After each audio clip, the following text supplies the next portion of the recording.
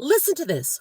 Earlier today, I had a guest at my home, and she was a few minutes late arriving. She said the reason she was a few minutes late is because as she was getting out of her car and approaching the house, someone in the neighborhood stopped her to tell her about their business services. I told her that we get lots of solicitors in the neighborhood, to the extent that I had to put one of those no knock, no ring signs on my front door. She said that the person was selling hair care services, selling their salon. And I said, hair care services? I have never heard of anyone moving around in the neighborhood selling those types of services. We've had people come to the house about solar panels, siding, windows. I mean, you name it related to a house, but not anything along the lines of salon services. She then goes on to say that the person was in their own vehicle. So she's getting out of her vehicle, and the person who is selling their business services is in their own vehicle. That person sees her, pulls over, and gets out of their car to approach her. I said, really? She said, yes, the person sells hair care services for curly-haired people, specializing in curly hair. My guest has extremely curly hair, and a lot of it. And it was very visible, I guess, to the person as they were driving by. And I said, that's a little creepy. She said that the man was very friendly and he gave her a business card. So I said, let me see the card. She brings out a card. The card looks like it has been through Armageddon. The card is wrinkled and dirty. It has coffee stains on it, but you can clearly make out the name of the business and the fact that it's a curly hair salon. I said, he gave you this card just outside? Just a few minutes ago? Like, this is the card that you just got outside of my house? She said, yes. There was no business address on the card, though, just a telephone number. And I said, I wonder if this person is running game. Like, is this a legitimate operation, or do you call that number and then the person on the other end is like, hey girl, I saw you in the street and I think you look good. People are doing the most these days. And also I often think that people are doing the most. So between them actually doing the most and me suspecting them of doing the most, that's what came to my mind. So we decide to go on Google and search the name of the business. And lo and behold, the business exists. And I know exactly where it is. It's actually around the corner from my house. It's only a few blocks away. I've driven past that salon on multiple occasions. But here's what's crazy. The business has so many incredible reviews. Incredible reviews, 4.9 stars out of 5 on Google reviews and hundreds of reviews. So I click into the reviews and we're looking to see what the people are saying about this business owner.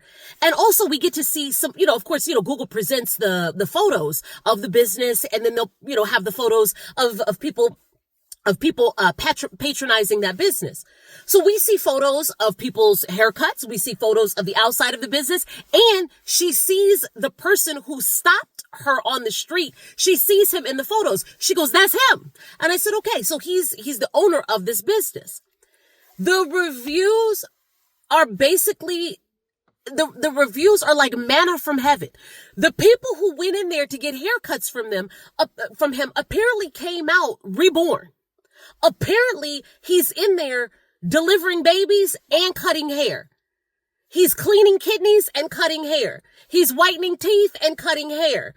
He's restoring bank accounts and credit and cutting hair, because the things that the people were saying about him were incredible. I don't even have the reviews up in front of me, but just put it this way. He is telling, people are on there talking about how they have been seeing him.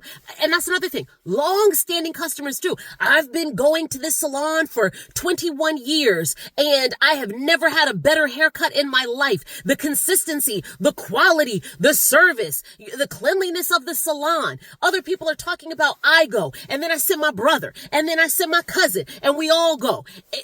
The reviews are phenomenal.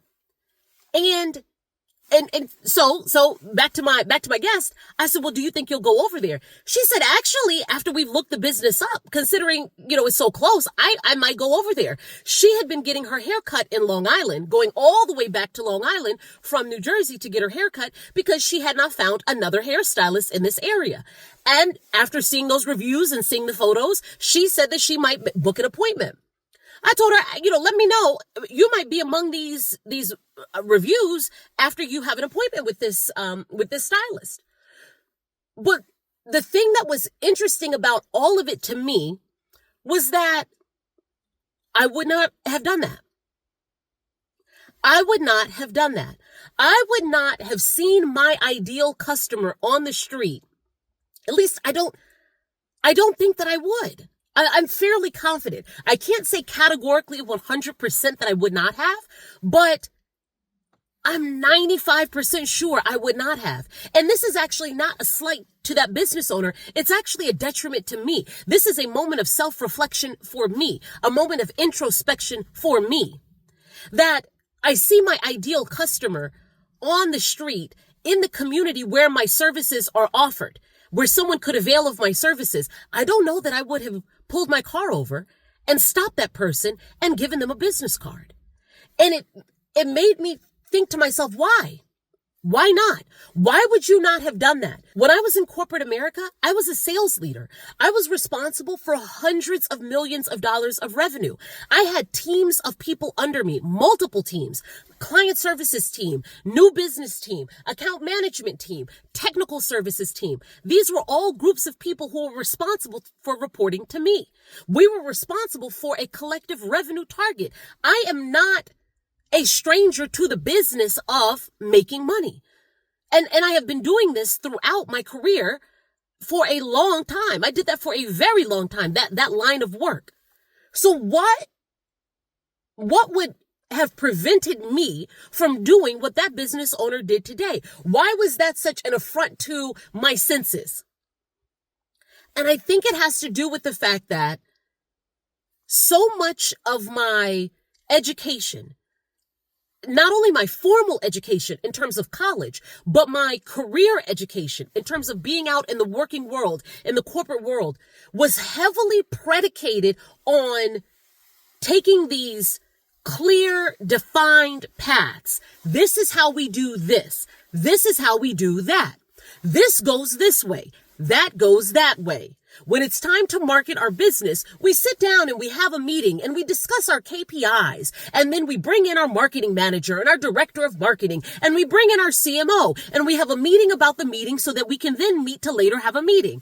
These are the things that I had become accustomed to working in the corporate world for so long. And then also, having gone to college, having participated in a number of programs as a high school student, there were, of course, times I had to put myself out there. I mean, this is not to say that I'm a person who has not accomplished anything. I certainly have. But the ways in which I had to put myself out there in those arenas is very different than the way in which you must put yourself out there as a business owner, especially as a new business owner or the sole proprietor of a business, like that gentleman with that salon around the corner. He's running that thing. He is in there behind the chair. That is his shop.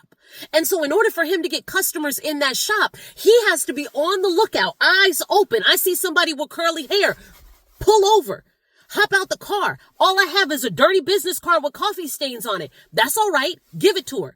That's another thing too. I think, again, I'm even 99.9% sure I would not have given my guest that business card if I were in his shoes. I would have seen that was the only card I had available, and I would have said, oh, you know what? I don't actually have any cards I can give out.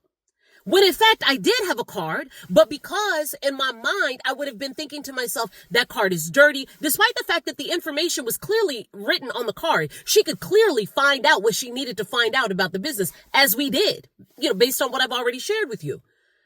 But I would not have passed that card out. I would have passed up the opportunity to acquire a customer. That's what likely would have stirred within me at that moment. Again, I can't say that 100% sure I would not have done it, but I mean, the confidence index is very high that I would not have done it. And again, it is calling me to the carpet. I'm calling myself to the carpet to ask myself, why? Why would you not have done that? Why would you not be in the business of promoting yourself in that way? Especially considering I believe in my product. I believe in what we do as an organization. I believe in what we offer at Colo Culture. I believe in our nonprofit organization in Blackbird. I believe in everything that we do very deeply. It's not a crisis of confidence in terms of my belief in what we do. It's more so being accustomed to being ashamed of getting in the trenches in that way. Like there's a certain kind of shamelessness that has to, and this is not negative. I'm not saying this in a negative way. There's a certain kind of shamelessness that has to go on in order for you to really put yourself out there, again, as a new business or as a sole proprietor, even if you've been in business for a long time. You have to get on the front lines. You have to be very uncomfortable. You have to do things and say things and interact with people in ways that you might not be accustomed to. And I'm talking to you, but I'm also talking to myself. I'm talking to myself because I need to be that business owner. I need to be the kind of person who sees a young person in the street and says, oh, that young person would look great in a Colo Culture sash. Let me grab one out of my trunk and throw it on a neck and let them see in a mirror how good they look in our product. That's who I need to be. That is how I need to put this business out there. That is the energy that I need to bring to the table. And it's an energy that I am not used to cultivating because of the fact that I have been conditioned to engage with the world in a very particular kind of way. Bullet points on resumes, meetings on Monday morning, check-in meetings, conferences, formal presentations, PowerPoints, all of these types of things that come with participating in a different world. I hope I'm making sense here. I hope I'm making sense. But there is a guerrilla, G-U-E, guerrilla type of marketing that has to go on in order for you to really put yourself out there, especially because there's so much of everything available to people. And when you don't have a lot of money or hardly any money, who's going to do it? Who's going to do it? When is it going to happen? Who's going to put you out there if you're not going to put you out there, especially if you can't pay somebody to do it? So that is what I need to do. I need to be that salon owner. In this very specific respect, I need to be that salon owner. I need to be very confident in walking up to people, engaging in those guerrilla marketing tactics, grabbing people off the street, having uncomfortable conversations, putting myself out there in a shameless way. Certainly respecting people's space to the extent that you're supposed to, but really just putting myself out there, being in the trenches when it comes to that, because I don't have any qualms about the other parts of the bootstrapping in terms of the operations and the product development, and there's so many other things that I'm not having a difficult time with. But when it comes to this particular area, it's still a gray area for me, and I just have to go. I just have to go. I have to be confident and say to someone, we have the best heritage sash product available on the market. And I mean that with every fiber in my being. I actually mean it. I very much mean it. And I just need to be in a position where I feel confident to say it. I mean it. I just need to be confident in saying it.